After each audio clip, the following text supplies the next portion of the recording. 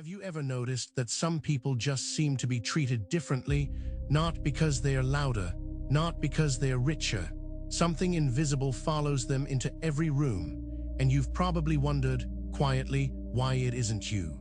There's a moment most people never talk about, a moment where you realized you were being overlooked. Maybe someone interrupted you mid-sentence. Maybe your idea was ignored, then repeated by someone else. That moment planted something in you. It planted a question. Is there something wrong with me? You started observing who gets listened to, who gets respected without demanding it, and the pattern you noticed wasn't about status. It was about something far more subtle. Here is what nobody tells you. The way people treat you isn't random. It's a reflection of a signal you're sending, constantly, without realizing it. Every posture, every pause, every apology you didn't need to give, it all adds up into a message. That message is usually something like, "I'm not sure I deserve to take up space." And the world, being deeply honest, agrees with whatever you silently tell it, not because it's cruel, because it's responding to a frequency you're broadcasting. Think about the last time you over-explained yourself. You made a choice, a small one, and immediately justified it to people who didn't even ask. That's the signal. That's the behavior that quietly whispers, "Please approve of me." And approval seeking is invisible to the seeker. You don't think of it as seeking approval. You think of it as being polite, being humble, being considerate. But there's a line between kindness and collapse, and most people crossed it years ago. Here is the single thing that changes everything. It's not a technique. It's not a hack. It's a shift in what you believe about your own right to exist fully, without needing to earn it through performance, helpfulness, or explanation. The shift is this: stop explaining yourself when no one asked. Just once, try it once. Make a decision what to order, where to sit, what you think, and don't follow it with a sorry or a just because or a nervous laugh. Something changes in the air. People around you recalibrate, unconsciously. They sense that you made a decision without auditing it through their approval first. And their nervous system registers it as, "This person knows where they stand." You don't need to announce your confidence. Confidence is not loud. Real confidence is the absence of the need to perform confidence. It's quiet, steady, like someone who has already decided before they even walked in that they belong here. There's a psychological principle called self-presentation theory. What it says, simplified, is this: people form opinions of you based on what you consistently demonstrate, not who you say you are. Every unnecessary apology is a demonstration, a costly one. It costs you social standing. It costs you perceived competence. It costs you the image of someone who trusts themselves. And repeated over time, over years of unnecessary apologies, it costs you something even more painful: your own sense of worth. Now flip it. Imagine 1 week, just 1 week, where you only apologize when you've genuinely done something wrong, not when you took up space, not when your voice wavered, not when you existed inconveniently in someone else's day. Watch what happens. People start listening when you speak because they know you won't fill silence with nervous chatter.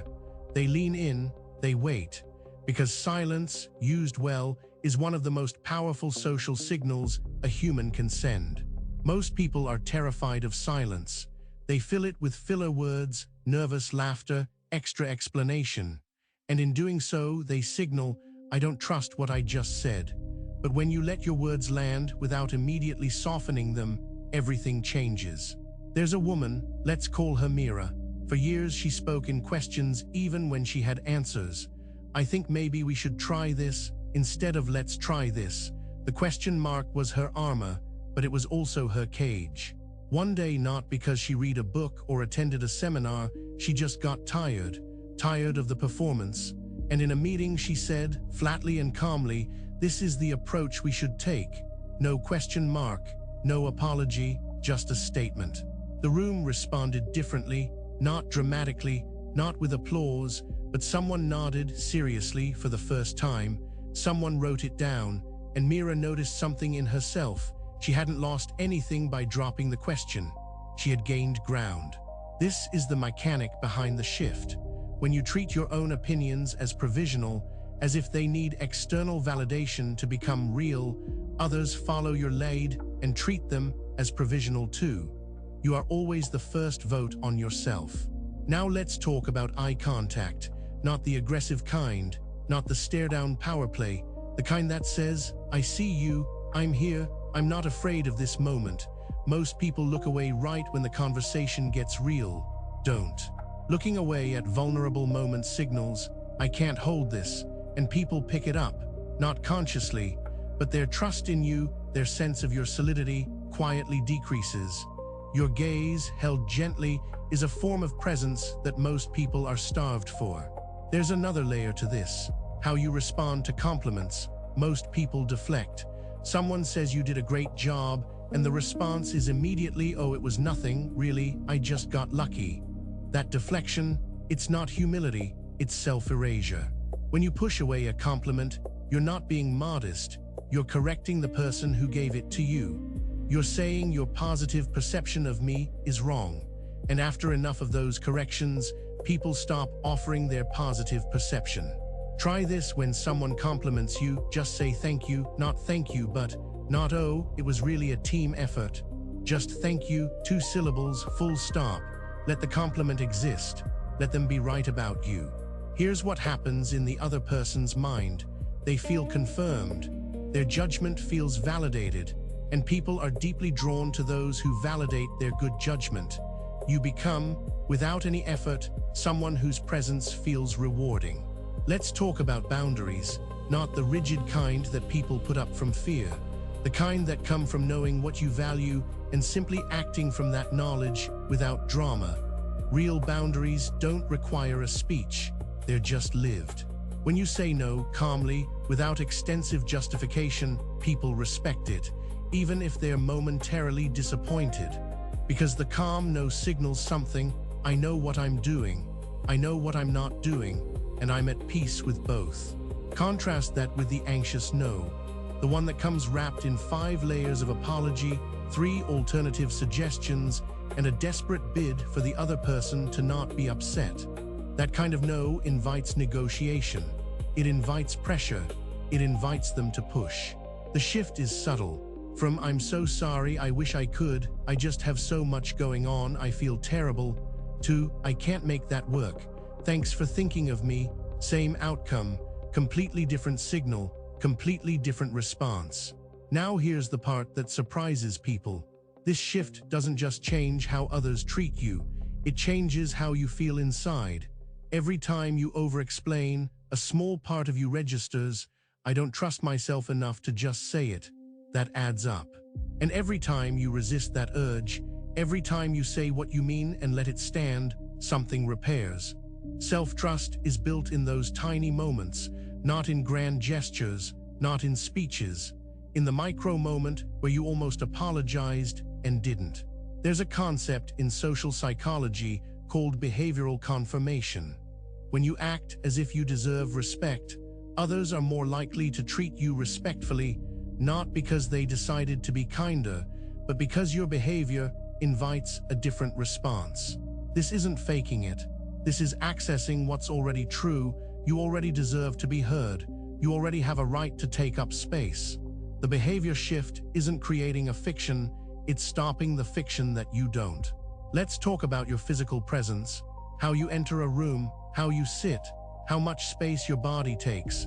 You've probably been trained, especially if you were raised to be easy, to compress, to be small, to not inconvenience the space. That compression physically is a signal. Amy Cuddy's research showed that body posture affects not just how others see you, but how you see yourself. When you physically expand, gently, not aggressively, your own brain registers a shift in status. Don't slump, not because posture is about looking powerful, because the moment you slump, you feel smaller, and feeling smaller makes the small, apologetic voice in your head get louder. Your body and your self-perception are in constant conversation. Let's revisit the original question. Why do some people get treated differently? Because every interaction contains dozens of micro-signals. about value, about certainty, about the right to exist fully, and those micro-signals stack into a social verdict. Most people got a verdict they didn't choose, they inherited it, from a household where speaking up was too loud, from a school where being different was dangerous, from relationships where taking up space felt like a threat. The verdict was handed to them. But here is the liberating truth. A verdict can be revised, not overnight, not through sheer willpower, through practice, through small, repeated moments of choosing differently, of saying the thing without the apology, of sitting with the discomfort of being fully seen. The discomfort is real. When you first stop over-explaining, it feels wrong, like you left something unfinished, like you owe people more words. That discomfort is the old pattern registering its objection. You are rewiring in real time. It is supposed to feel strange. There's also something to be said about the pace of your speech. Nervous people speak fast. They rush to fill silence before anyone can judge the pause. But when you speak at your own pace, unhurried, as if what you're saying is worth waiting for, you sound different. You sound like someone who isn't afraid of being heard. And that is rare. Because most people, somewhere deep down, are afraid that if they speak too slowly, too clearly, the listener will have time to decide they're not worth listening to. Slow down anyway. And when someone interrupts you, don't let it land. Most people stop talking the moment someone talks over them, as if being interrupted proves they shouldn't have been speaking in the first place. But you can simply continue, calmly, without aggression. Pausing when interrupted, then calmly resuming, sends one of the most powerful signals a person can send. What I was saying matters. I was not finished. I trust that. People around you recalibrate. They start listening before they risk interrupting again. Now, a word about the people who won't respond well to this shift.